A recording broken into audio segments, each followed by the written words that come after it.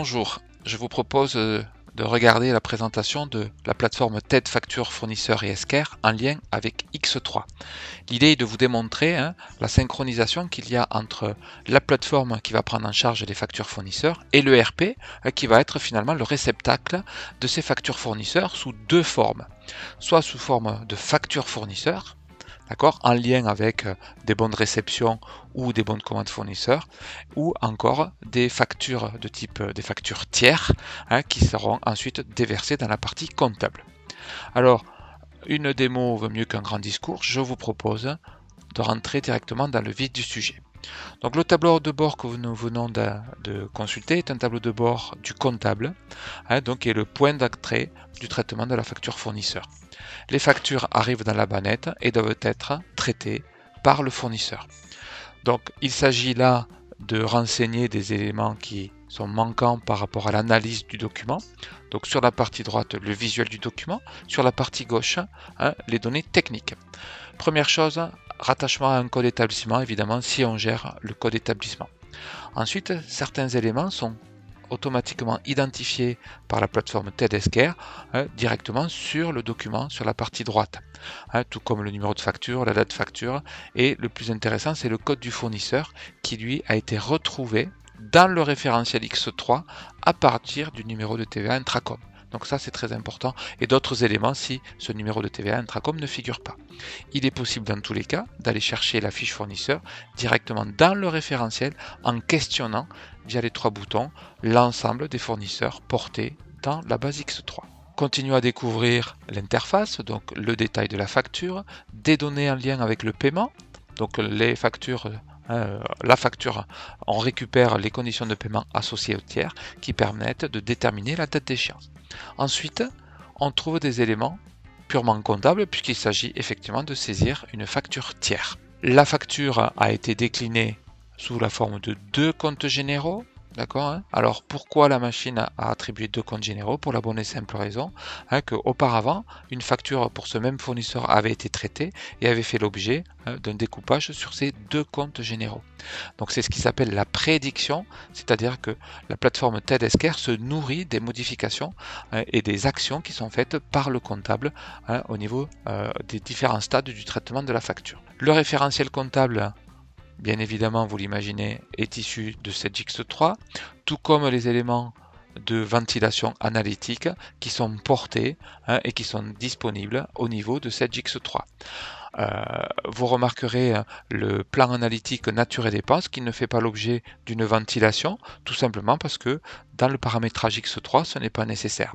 Donc pour vous montrer l'interaction que l'on a avec l'ERP qui est branché à la société et à cette facture-là. La saisie se continue par l'affectation d'un code de TVA puisqu'il s'agit effectivement de calculer la TVA.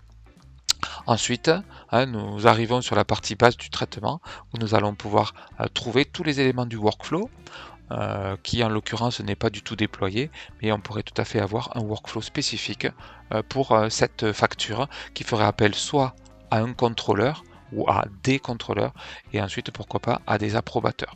Le comptable va procéder à la comptabilisation et cette comptabilisation va générer directement une facture tiers directement dans l'ERP X3. Donc il s'agissait d'une facture de type facture tiers. Par ailleurs, on peut trouver un autre type de facture qui pour le coup est une facture qui fait référence à des livraisons, d'accord, ou à des réceptions directement qui ont été saisies dans l'ERP et on appelle ça une facture avec commande. Ces factures avec commande ont vocation à aller sur la module facture fournisseur. Comme pour tout à l'heure, on retrouve des éléments issus du document, on retrouve le numéro de la commande qui est porté par le fournisseur et qui reprend les éléments. Et contrairement à tout à l'heure où on avait des comptes généraux, on va trouver ici les différentes réceptions qui font référence à ce bon de commande. D'accord? Donc tous ces éléments sont issus d'X3. Et lorsque je vais pour le coup transformer ou comptabiliser le document de façon totalement automatisée, la facture fournisseur va être automatiquement générée dans Sedgix3. Je vous propose d'aller consulter les éléments qui ont été générés directement dans l'ERP. Alors, avant d'aller voir la gestion commerciale, 7X3, regardez la facture que je viens de saisir. Voilà le numéro de pièce qui a été généré dans 7X3.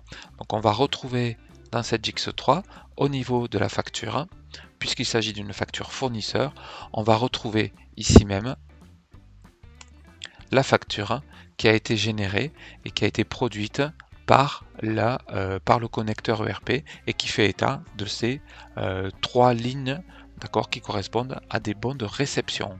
Concernant la facture tiers, pour la facture de notre fournisseur Rialdu, on va la retrouver ici même, accessible. Voilà, on va la retrouver accessible ici.